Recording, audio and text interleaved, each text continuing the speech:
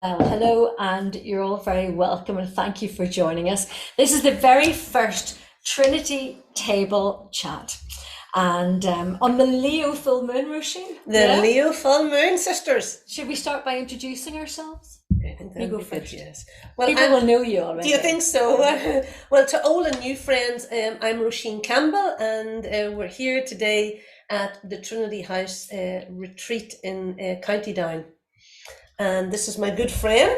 My name is Linda Bryans. I am on the meditations almost every week, or when I can at least. And Roisin and I have been friends for, I don't know, what, 2 decades maybe? Decades, a very yeah. long time A long anyway. time. And so great to be here. And in fact, we were doing this kind of thing a few years ago. Do you remember, just in lockdown? We were, yes, we on did a little a chat. Sunday show, didn't we? And it was did, we really, did. really good. Yeah. So we enjoyed it. we're back, and we have a third. We have the Trinity. We have the Trinity here. females. This is our lovely friend Denise Bradley. Yes, Denise Bradley, and I suppose I'm fairly new to Trinity House, and maybe an older friend with Linda, but certainly a newer friend with Roisin, and just absolutely adore this space. It's so lovely. As we're sitting here now, I can smell the turf, and the fire. It's lovely. It is lovely, isn't it? Yeah, and yeah, it's just so lovely. We were just So talking about that, the nice. coziness in this house. It's Yeah, just, it is lovely, isn't it's like it? a big hug when you come in on a windy night, which you've been having a lot of recently, haven't we? We have. Tell us about that wind, Roisin, because, so this woman loves the wind. I love was the sitting wind. there thinking, my gosh, the roof's going to fly off or a tree's going to, but you were out walking in it. I was out walking with Mad. Charlie, my little Jack Russell, so we put on, those hats that you have the light on, the torch hats. I think they're brilliant. They're really good, Yes. Like, you have your hands free, you've got the light, and so we went round our Trinity path. We have the Trinity path, as you know, and we went round the Trinity path, and I was talking to the wind, because the wind has an amazing voice. Really is. Everything has an amazing voice when you tune into it. So I was saying, bring it on. Let's get moving into our new year here, and really let go of the old cobwebs of the past 15 years, because we're in quite a big cycle. And me and Charlie were walking around and picking up the sticks and talking to the trees and talking to the sheep. And when you're walking about and you've one of those lights on and you look at the sheep's eyes illuminate green with those lights. So all these green beings were looking back at us, and I was laughing to myself. If anybody's seen me, you know what you do when you're out on your own. Anybody You know, else things would have been petrified. Oh, it was Those beautiful. green eyes looking back at It you. was beautiful, really beautiful. But see, for you, was that wind symbolic of clearing out all the old stuff? Because you were talking about this. So the second wind was called. The first one was called Storm Isha. and the second one was Jocelyn. Jocelyn, yeah. So Isha, really is like the Greek god there, and it's she's really powerful. It's about really letting go of something old, and we don't want to let go of things. We're not aware of it. Our mind might say, I want to let go of it, but our being, our body may not have finished with it yet. So there's a lot of layers of letting go. That's the problem. You can keep repeating things and thinking, am I ever going to let this go? But there's just levels. So that wind was coming in to really, really rip the roots out at the very depths of us. And I thought, I have to get out and walk. Because I thought, come on. If anything can help you, I'm there. If that helped me, I'm going.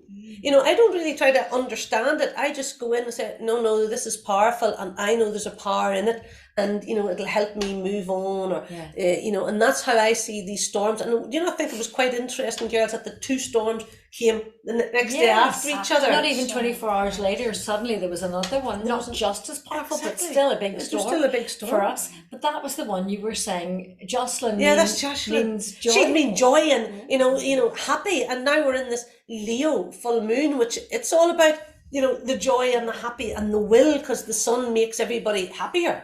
Like when I used to live in the Canary Islands, the people were constantly happy because the sun helps the hormone, and it brings it up high. And where sometimes people have that sad disease. Yes, absolutely. I think I was born in the wrong country, to be honest. Yeah. I really should have been born in the Canaries or Spain. Yes, I hear the sigh in your voice there, sister. But that is right, isn't it? And you know, I used to use one of those white lights in my room when I had my shop in Dungannon, because you know the female really needs the light more than the male, because the male's ruled by the sun. So the female needs the light because they're ruled by the moon, which is a darker presence. So you know, this is why females will always turn up to more events than men if it's events of spirituality, because the men say, I don't know why you need to go there. The female saying, what do you mean? I'm losing my mind here. So that's the difference. Wow. You know, that's the difference. So we're in a great wind of change. Wow. Aren't we? And we're going to see that all through the year, or you know, what's the cycle of that?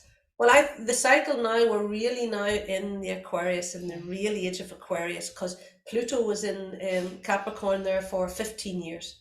So we've really come out of a really heavy cycle. I call it a heavy cross. And a lot of people are really now, you know, resurrecting, they're rising.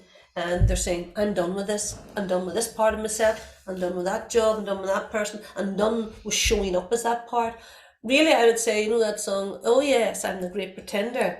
We didn't realise it, but we're actually pretending a lot, and we don't realise that until we get out of it and say, what was I doing there? So it's that evolvement, how we are evolving now, and this new Aquarius is really about that. Aquarius means I know. Okay. Capricorn was the truth. So Pluto was called transformation, and it was coming in to really get the truth out in Capricorn for 50 years, to find who the truth of you are. You know, are you settling and it's not really your truth? I'll take you out of it then. You know, you're not honouring your heart. I will pull you out of it. So now that transformating energy of Pluto is now going into Aquarius, which is I know. So now it's going to process, I know who I am. I know what I want to do. I know where I'm going. I know what I'm saying. That's all a bit more confidence. It's really, really empowerment now, and we're going to live in this whole life. Our whole life is Aquarius now. Yeah, that's it. So it's really is. And you know, I think there's going to be, the medical breakthroughs are going to be phenomenal, especially for cancer. Definitely. Wow, that's exciting actually, isn't it? But you can even see that, you know, emerging throughout, you know, globally. You know, there's so much global turbulence at the minute. I mean, it's so widespread. And you kind of think, oh, you know, so many people now are standing up and speaking truth to power, power systems and different spaces. And, you know, whereby we maybe think that this is an awful thing, or, you know, there's chaos, but actually underneath that, there potentially is that emergence of change, which sometimes I think change is sometimes difficult for people. I think it's so difficult for most of us, isn't it? Yeah, because we don't want to let go of that thing that we know, even if it's pain sometimes. I know, but it's just familiar. Yeah.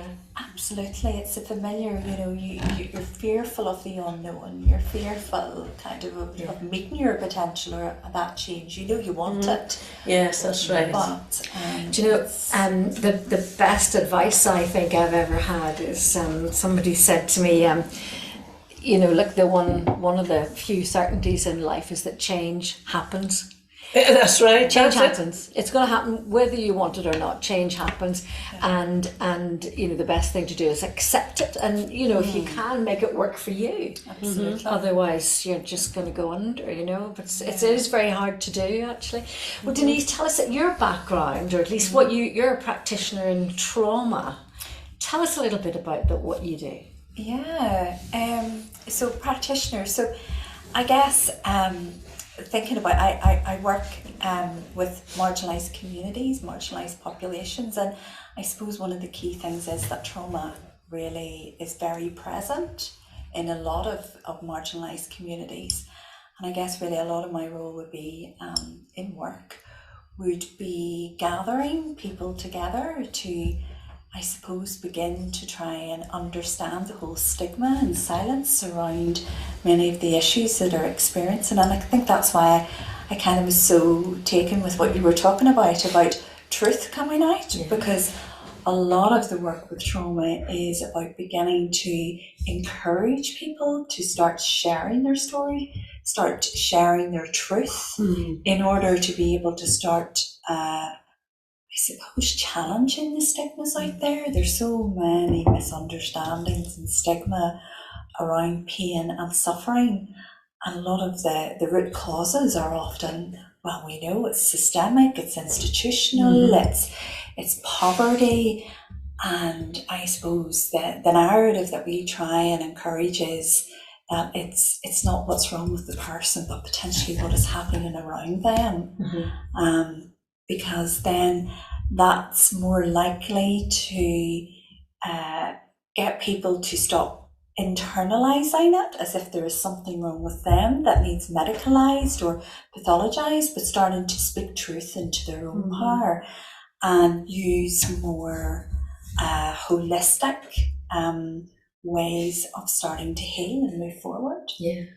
So yeah, we would do a lot of retreat work and a lot of work out in the community, working with other professionals and statutories, institutions, community groups, voluntary groups, to try and understand what really is happening. You know, trauma is a wound, it's pain and suffering. And how do we begin to hold that? How can we begin to empower people to start taking power back of their own bodies, their own selves, their own truth? And that must be really must be really rewarding, but it's also I'm sure really difficult work. We talked about the marginalised communities, but you know, here in Northern Ireland, so many people know all about trauma already, don't they? You know, because of our society, our background, and what we all, you know, many of us came through, I suppose. You would see some of that in your work too, Roisin. I would see it, you know, quite a lot of that in my work, even in my own childhood. You know, like we're all products of the, you know, of growing up in Northern Ireland, and you know, children not realizing and being separated at a very young age due to, you know, your religion. You know, and there's so much repair work that has to be done. You know, to bring us back as one family and to release these separations. But you know, these traumas and these bitternesses are really hard, you know, to marinate into the olive branch. You know, it can be difficult. But you know, it's amazing that really it's getting to the stage that people just want, you know, to feel better. They're letting go of these, you know, divides. You know, maybe in the hard areas they're keeping them, but really, normal people are really just saying it's hard enough just living. Forget about it. You know, they just want to get on with their life. They just want to get on with their life, and you know, with me working in the Trinity and people coming every day, meeting people from every walks of life, and you know, we just either bring a conversation up about, you know, the source, God, you know, and what, you know, and it's amazing that it can be a lovely conversation with people, and it also can be a defensive conversation. You know, people say, "Oh, I don't believe in this and don't believe in that," and I say, "Oh, don't worry about it." I says, "He believes in you." You know, I just throw away, because, and then when people relax a wee bit, this, you know, they let go of their fear. It's all fear, isn't it? It's all fear, and you know, it really is. Well, that's what I'm seeing it as, fear. No, definitely. I think all of that kind of real pain and suffering is a result of some form of fear, some sort of experience or event at some stage in your life. And the reality is, you know, regardless of where, as you say, you come from, everybody, you know, has experienced some sort of pain and suffering. I think it's really part of our human experience. It's part of humanity. And I think one of the key things and key kind of barriers is that it has been so medicalized, which is a big part of the problem, because that really keeps people numb, regardless of doesn't deal with the root cause of that, I suppose, right? No, and people are less likely to be able to kind of go deeper and realise that they have the power within themselves to begin to heal. So is that a long process? You know, can you really deal? I suppose it depends on the depth of the trauma, but can you see, you know, permanent healing from trauma?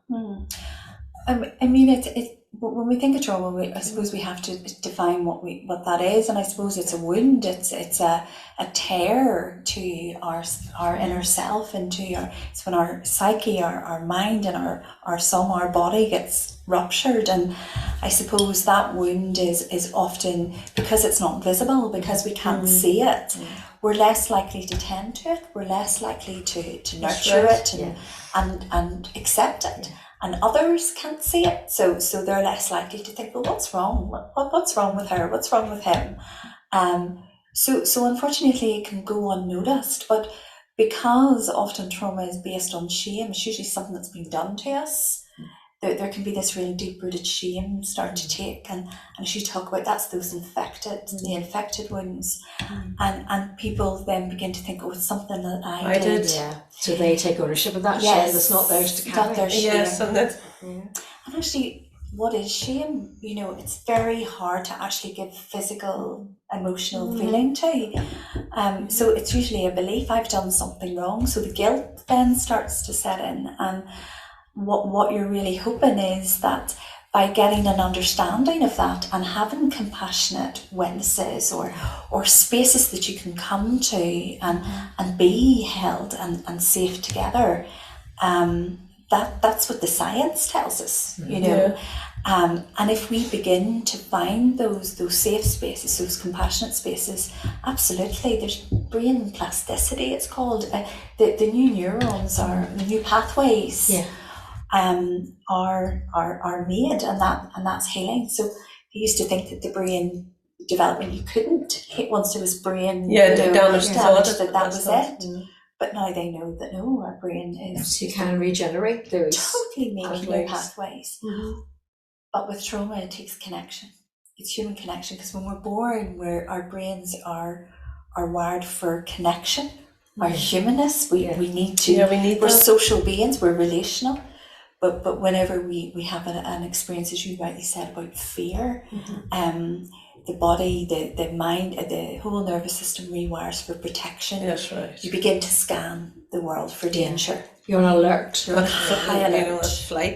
Fight or flight mode, Fight or flight, and that robs us of the present moment, because we're so impacted by the past that we're continuously trying to predict what's going to happen in the future. And suddenly our connection with ourselves, we're no longer safe in our own bodies.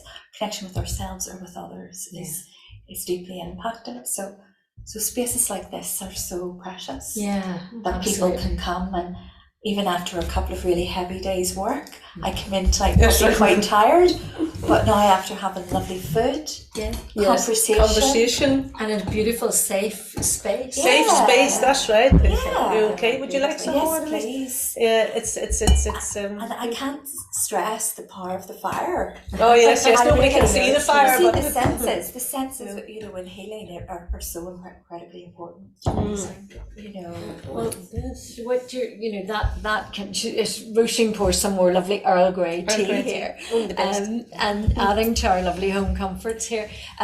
So this space, Trinity House, Roisin, you do have retreats here, don't you? I do have retreats. Yeah. How do they work now? What do you do?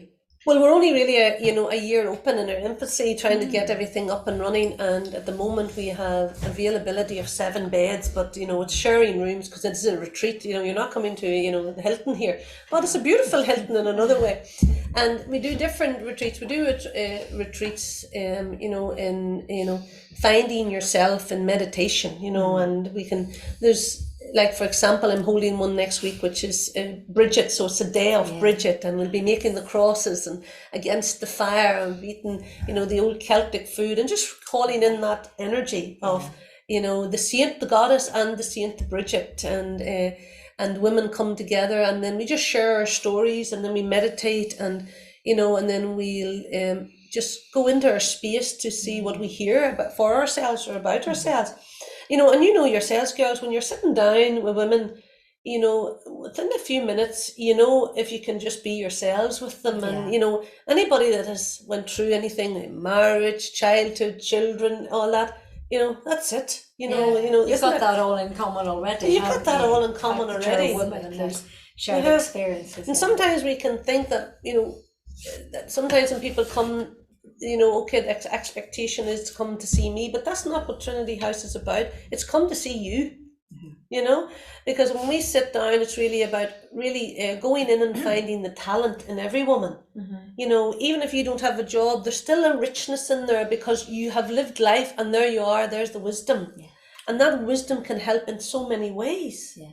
And I think that's what's wrong. I was in the hairdressers today, and I was sitting and 3 women came in and I was getting my hair washed, and one of them sat beside me, and I think maybe she might have been in her 70s, and she sat down. I said, "Oh, what wisdom is sat beside me now?" You know, and she says, "Oh, I have no wisdom, you know, I haven't done anything." I thought, little do you know, Oh yeah. you know, you don't know what you know because no one's asked you. Yeah. And that's what it is, isn't it? Yeah. You know, Yeah. and we don't realise that. I know, and like when you're a woman of a certain age, it's kind of easy to look when you get into those isolated moments and you think, well, I'm past it now, or I've nothing to offer. Young people have it now, and pass the baton. Actually, when you think about the experience that you've built up, that wisdom, as you say, of all this learning and experience to pass on to, to other people. And it is, and I think some other countries see that much in a much more honourable, maybe valued way. That's right. Spain is very much. When I lived in Spain, it was amazing. Yeah. And the mothers and fathers even lived with the families. Like a little bit like maybe in the Orient countries they do that. They live together, and they've great respect for the wisdom. And the elderly were, I think maybe, now I could be wrong, but I feel that the elderly are a wee bit like the very young. They're not took seriously. They're pushed away because we have the genre that thinks they run the whole world, the middle genre, Exactly. And it's incredible because I tell you where I seen it, which was very good. One time when I was in B&Q, and all the staff were older, and I thought this is really unusual, and they had time to talk. Wow. I thought, look at B&Q, They're well so done. helpful. They really are. Yeah. So that's how I'm thinking, why is there not more older people in? Because this young world, it's not a young world, it's in everybody's world. Yeah. And that's what we need to change, don't we? Because we know how many people feel very lonely and left when they can't perform. Yeah. And then that's why they start those men's sheds for the men. Absolutely, and They're that's a incredible. great idea. That Great is, idea. Yeah. I have, even in my work, I have been, to invited down to a couple of, and some of them call themselves community sheds. Oh, right, okay. Women, they had to get careful, as women. They had to be careful that they weren't being sexist, but just incredible. And men who have retired or widowers, all just gather and work with the earth, and a lot of them were turning wood. Lovely. What a therapeutic thing to do. Gosh, and making the most beautiful, seasonal gifts or to sell, and the self-worth, the self-value that they were starting to gain back. But even just having those conversations, to sit together as men and share what's happening for them. That's right. Because often we know that men will not even talk or go to the doctors or talk or right. So important. And then they opened up this particular one that I was going to opened up to women as well. And they say, well, it causes a bit more complication, which I laughed about.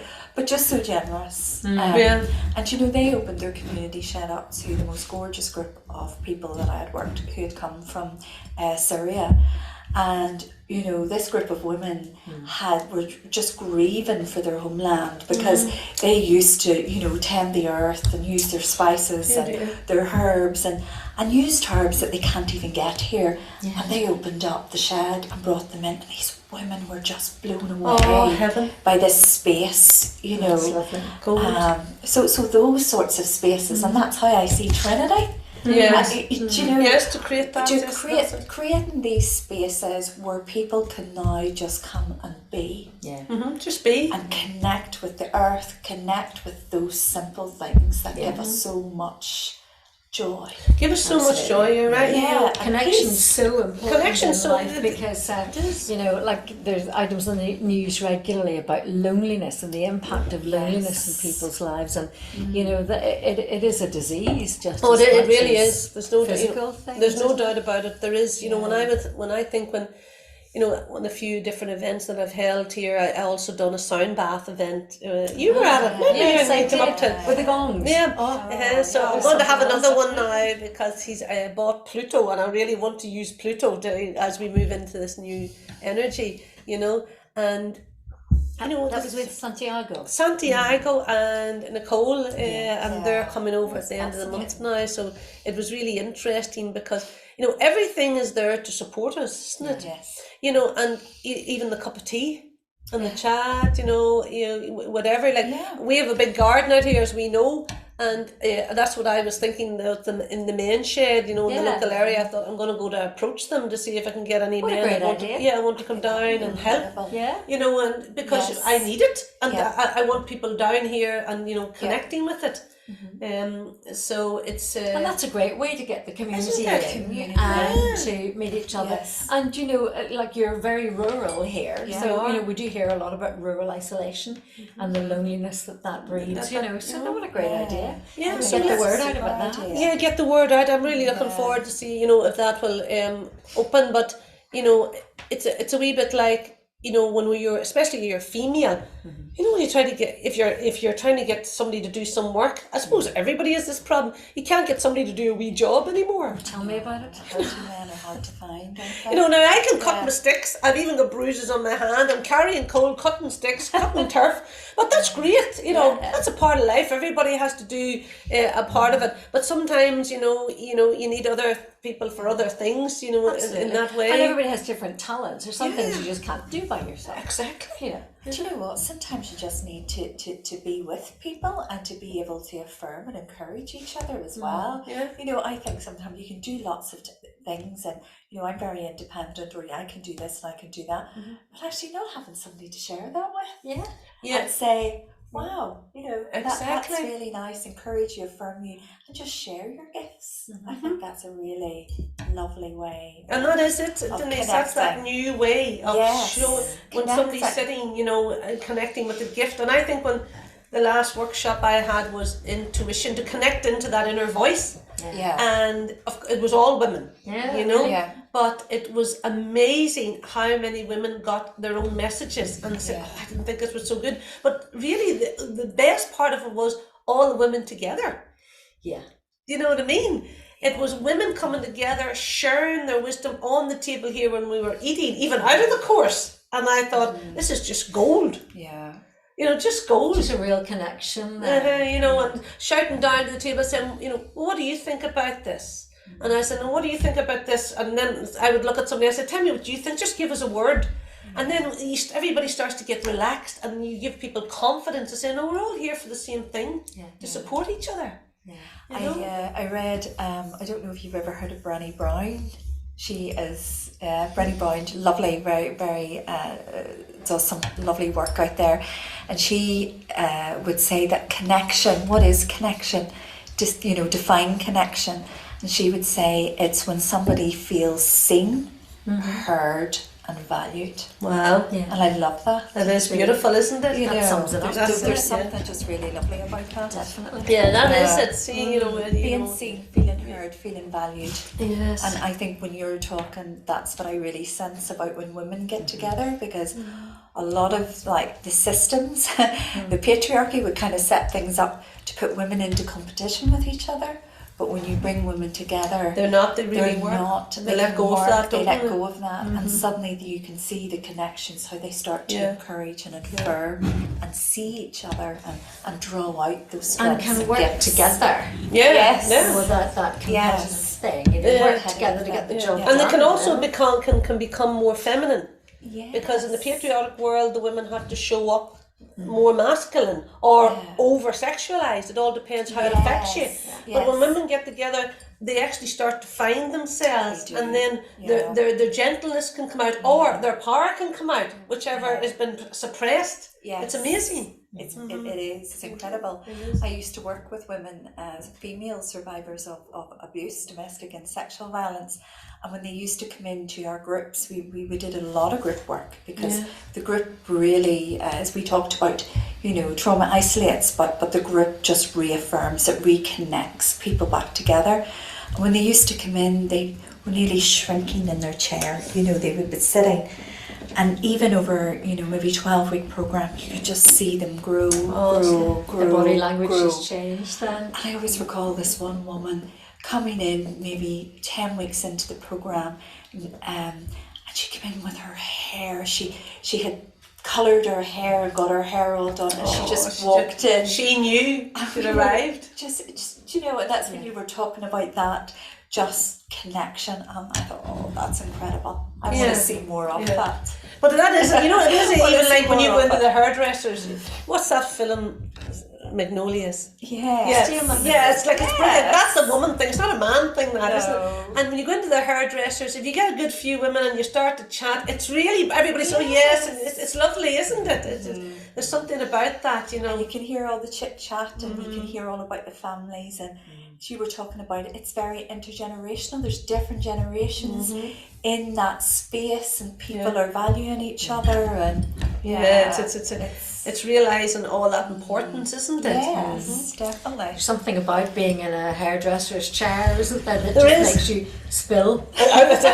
most hairdressers are psychic anyway. That's what, you know, Sure, I've heard it all before. don't you just cut the hair off and cut everything else off? Yeah. You know, It's like a therapy session. almost. it definitely is. I opened a magazine in the hairdressers today, and it says, you know, cut your hair off and cut the dead off. You know, that's what it was basically saying. Wow. You know, so it is. It gives you that when you come out, you actually, it really does do something for you. It's a wee bit like getting into a shower. Anything that you're doing to release. Yes. Isn't it? Or if you go to a friend and you ring them and you say, you know, really had a bad day today. Or so, and once you come off the phone, you've had delivered it. The only problem is your friend now needs to get rid of it. You know? And that's what when people are leaving their stuff, I'm thinking, oh my God. Pass You it know? on. I say, right, Charlie, out onto the walk here, quick. You know? But you must have seen, Denise, you must have seen really a lot of changes, Linda, with your work. Yeah, through the work and for females and things like that. Gosh, yeah. I mean, you know, just earlier over dinner we were talking about this, or you know, even things like, I'm sure everybody in their workplace has seen that, where back many years ago, where it was kind of just accepted the way women were treated. You know, that the normalisation or referred to in certain maybe less than charming ways, you know, derogatory language, and you know, treated like objects, I suppose, and how that has really turned around now, you know, and in fact there are laws against it now. You can't do that anymore. You can't touch people, you can't pat them on the bottom and call them love or whatever. That's right. You know, so it's amazing. So some some very good changes in that respect Oh, for there has. everybody's work, but yeah, even in the way, you know, news is reported and everything, it's there've been a lot of different changes, and you know, like in terms of news, you know, where TV, we maybe come from a background or a generation where you come home in the evening and sit down and watch the news. And young people just don't do that anymore. No, they don't. They'll look at something in their Scrolling their phone. scrolling, and you know, and we're all a wee bit like that nowadays. You know, we've all got some sort of, or most of us have some sort of social media. We can look at the news we want to look at. That's right. If we don't want to look at something like to do with the war, We don't, or that's it. anything, you know, we don't have to look at it. We can, and then you know, the algorithms get to know what we like and what we don't like. And you they can throw it up to you. and it's addictive. We waste hours on it by curating our own feed of stuff that we agree with.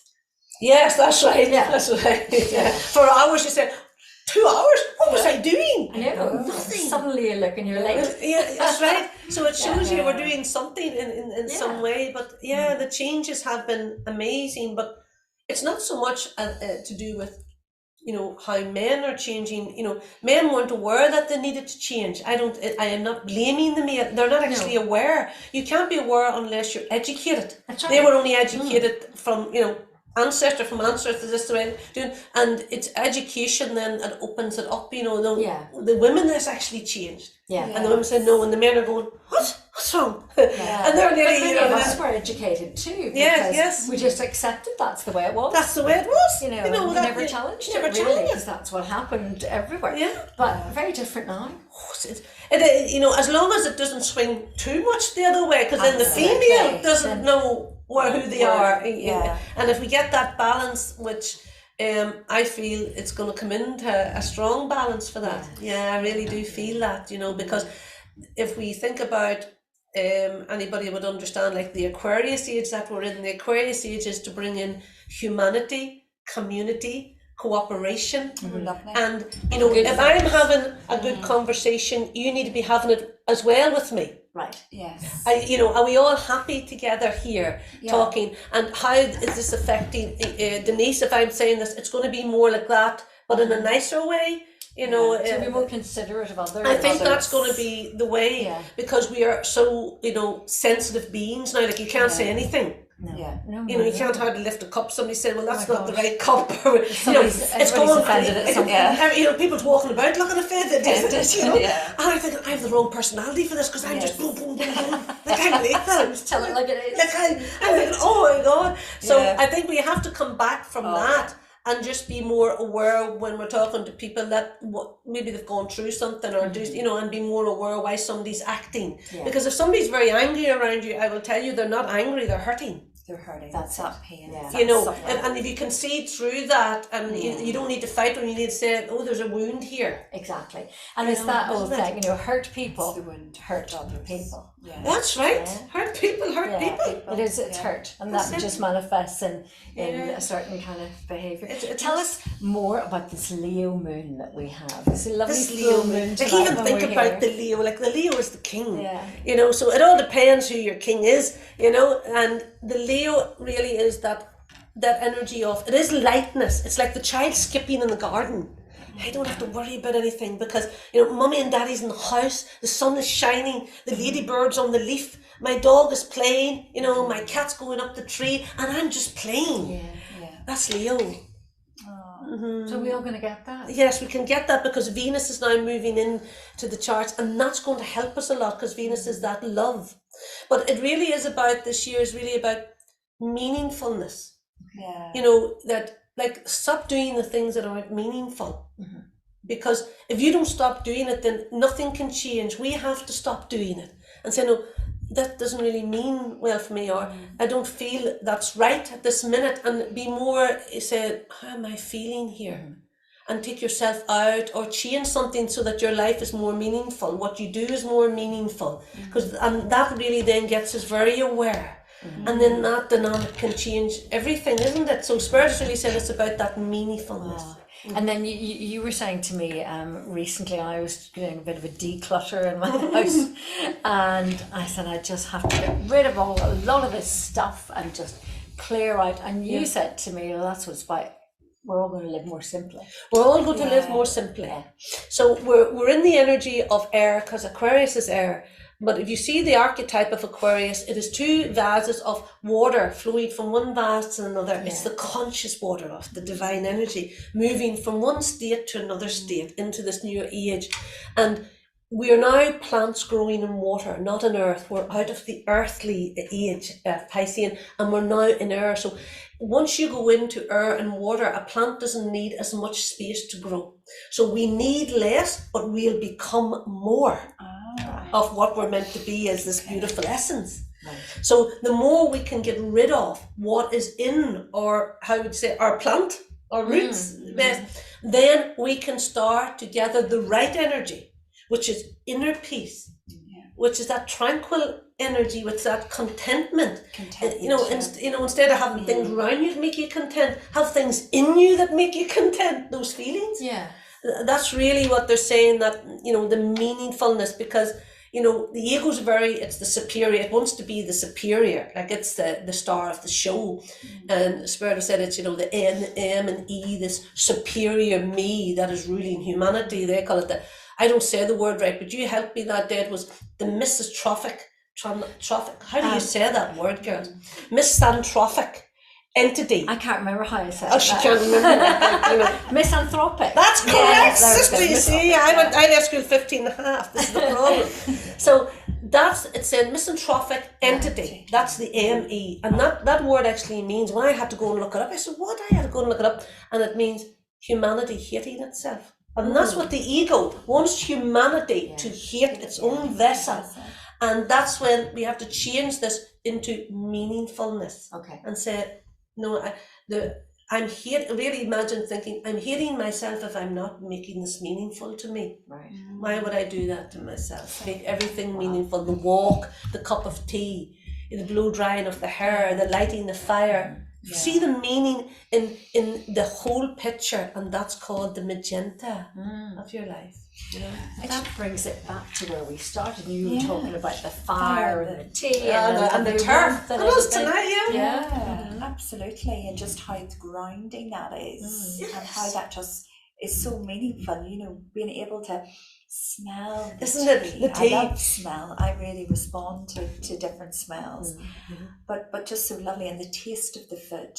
Yes. And not rushing your meal. Again, That's it's being more meditative, more mindful, you know, thinking about the taste of the food on your tongue, Yes. textures of the food, and sharing time together over a meal. Yes. You know, it's really exciting to think we're maybe moving into that space where we can be more connected and in touch. And I think we have processed enough, how would I say, hardship, mentally and emotionally, that we actually have surrendered a lot because we're wrecked in it. You know, humanity's wrecked. Totally. And that's the way it's getting us now. It's saying, you see, you can get something better, which is more simpler. Yeah. So get the simple way. It's not a lazy way. Somebody said to me the other day, well, is that not being lazy? I says, no, not if everybody benefits for you being simpler in yourself. I said, that's a benefit for you and everybody around you. And I said, no. I says, my biggest test, this is what I'm going to be really testing myself this year on this. Yeah, that's what I'm really going to focus on, really slowing down in my energy is very fast, very quick because of what's coming in. You know, it's like, you can imagine, it's like all these voices at one time, and I'm going to trying to, you know, nearly trying to, where can I put it? Yeah. So I'm trying to put it all through the whole of Trinity House, you know, the whole land, everywhere, and start put the energy into everything. You know, so as you know, when people drive up the lane, they already feel it. Like I had a beautiful family here from Switzerland last week that stayed with me, the whole family unit, you know, and it was amazing, you know, it was lovely, it really was beautiful. Because you have a lovely, what have you've several acres here, haven't you? There's sheep, there's donkeys. There's sheep, donkeys, there's the dogs, there's the cats. And it's good because we have 7.5 acres. We have, not me, we have. This is a home, not a centre. So when you come, you know, you have to take ownership. You know, if you want to clean, if you want to hoover, you want to cook. I ain't doing it because it's a home. You have to make it your own. And that's what I really want people to really take charge of, you know, and that's what happened at the weekend. It was beautiful. All the kids were lying on the floor because they're used to sitting on the floor. Must be in their culture. And we went up and got the cushions, and for the 3 nights they sat on the floor in front of the fire, and we all sat laid together, just listening to music and talking what they were doing. And then they'd go out and say, oh, the coal's done, or the turf is done, and we'll take the dog for a walk. Everybody start to realise, oh, no, I'm a part of this here. I'm not just staying here. You know, isn't that? You need coal, go out and get it. Yeah, go out and get it. And then you give people power, because then they get up and they're not thinking, well, I can't, you know, when you go into somebody's house, you can't move. Thinking, well, you have to be nice or whatever. I'm not interested in you being nice, into being busy. We want people busy here. You know, that brings me back when you're saying it gives people power, but it also gives people connection. It does, doesn't it? That's right. Connects That's the them. word. Purpose, And it gets them connected back to things, because even, you know, so many families are so disconnected. Yes. And for you to say a family came instead here and were able to really reconnect. And by reconnecting, it was being connected to this place as a home. As a home, you know, and then people say, how can you continue that on? Because, you know, everything is about, you know, everybody has to go to work. Everybody has to make a living. Everybody has to pay, you know, the bills. And the coin becomes very important. But the coin really is only to pay the things, and we have to remember what is important. The gold is ourselves as well. And, you know, I think we're going to come into very much the bartering, you know, where somebody would people bring me coal. People bring me sticks. Yes, all the time. I got, for Christmas, a beautiful family donated 50 bags of coal. Oh, wow. Or turf. So all the turf. You know, this is what, you know, and then I said, and another girl cut old sticks down and brought 3 bags of sticks to me.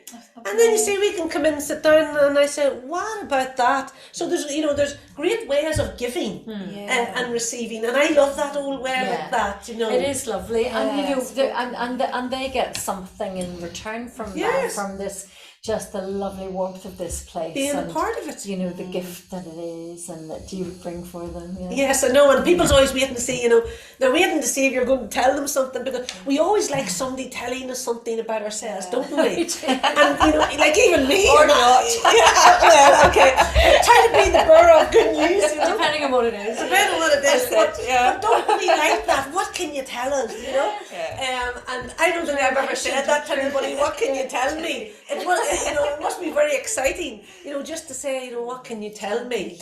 And, you can see people are, can really, what you say to them can really bring them down a different road. And I have, like all of us, we have a great, responsibility when we're telling somebody to think the best way that you can send them down the road if they're a wee bit off it, or you're seeing they're off it, and you think from my experience, I try to say, well, I'm going to send this person this way. Yeah. Because I've lived this, and even without me being psychic, I've lived it, and I know that's not, absolutely. and that's probably what a parent tries to do for their children, but the children like to say, I'm doing it my way.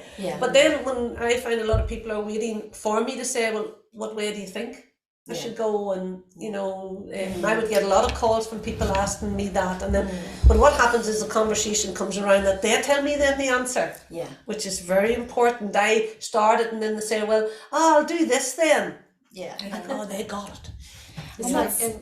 Sorry, go ahead. No, and it just makes me think about hope as well, because we've been talking about, we started off maybe talking about fear and all what's going on, but actually now we're coming round to sort of finishing up on hope. And hope is the antidote to fear. It's the one emotion that is able to, I suppose, take away fear.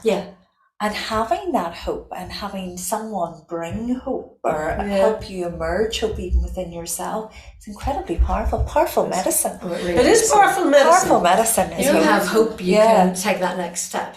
Totally. And whether it's to healing or wellness or whatever it is, you can just move forward. But it's just, we're talking about there, but the way you say things to people, and that's really important. You and I, we used to do prayer ministry together in a little team. Beautiful. And it is something would be quite so very obvious to you, but you need to be really careful about how you bring that up, how you open that subject, because it could just. Yes, you have to see where people are. But sometimes when I see people and I see it so raw on them, I have to go in like nearly a sledgehammer, or I'm not going to get them. Go in. It's not a good spirit. Really go here, because I've got this person in front of you, Roisin.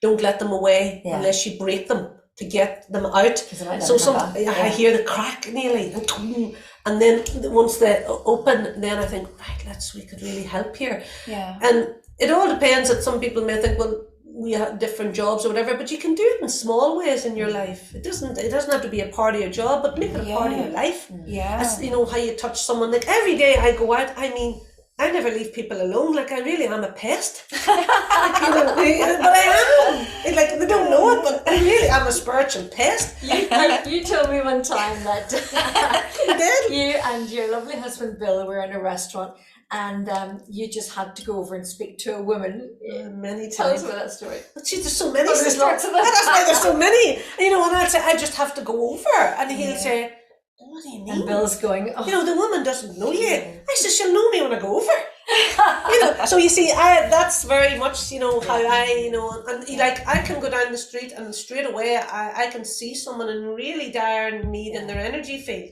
And then I said, well, you better put me in front of them, to say hello or what, And the other day I was out somewhere and this lady walked by me sitting down, and, I could see there was a sickness, just around her. And I said, well, I don't really need, and sometimes I wouldn't say anything.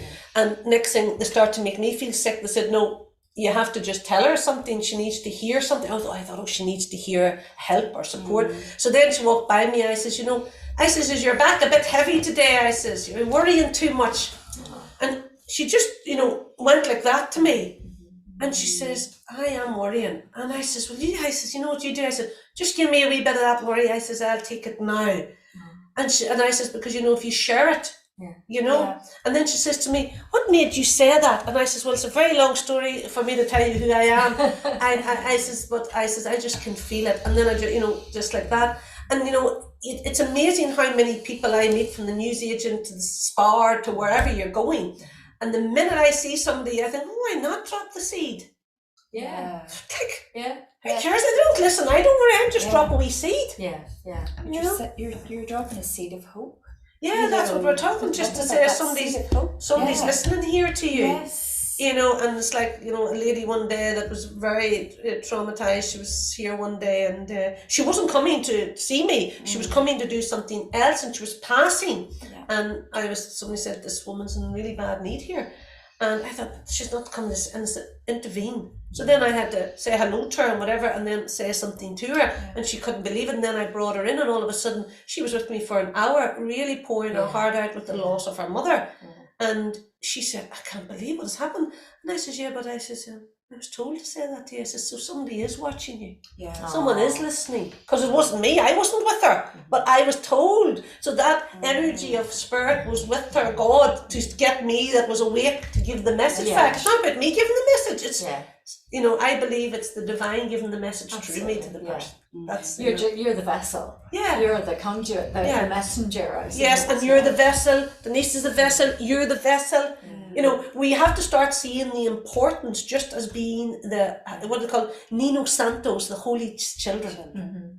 That's what they need to do. Wow. But I've really enjoyed this, girls. I know, it's been great, and there's so much more we could talk about, but we'll have to just do it all again. We'll have to do it, definitely have to do it all again, because this is our first time really just gelling to see. We mightn't even put this out, but we'll see. But we're trying to be as real, as authentic, as honest as we can be. And we're just doing this recording to see how it goes, and then maybe we're going to do this once a month, and then we're going to let the live audience come on and ask maybe we chat questions. And that's the scary bit, isn't it? And let's see what happens. I'm sure there'll be a lot of things that happen. What do you think, girls? Absolutely. And we could have all sorts of conversations, and if there's any subjects that people maybe want to bring up, wouldn't that be a good idea? I think there'll be anything, just because it's a wee bit like you just have to start the trade, and then the whole thing starts, doesn't it? Exactly. And that's you never know. Sometimes when I used to hold events, my husband used to say, well, what are you going to talk about? I need to put in paperwork for the people arriving in. And I said, well, I don't know until they come in. He said, what do you mean? He would nearly, And I said, I will know once they sit down, because then whatever their being needs, that divine part comes to me and said, this is what this person needs. And I said, if we all open like that, we will all know everybody's needs. Exactly. And it's beautiful. So you're just saying you can plan as much as you want, but if God has different plans, you're... Forget about it. Forget about it. Forget about it. Do you know what I mean? So it's really lovely to have you here, girls, at our lovely Trinity. To be here lovely around the the Trinity table. What a beautiful table. That's another story for another time. Okay. Well, join us again. Because we've all worked tomorrow morning. Isn't that right? Yes. So we're going to try to turn this off, but thank you, everybody. Thank you from me at Trinity House. From me at Trinity House. And from me at Trinity House. Have a Join us lovely again evening. for another Trinity table chat next time. Have a beautiful full moon in Leo, everybody. Laugh and be joyful. God bless. Thank you.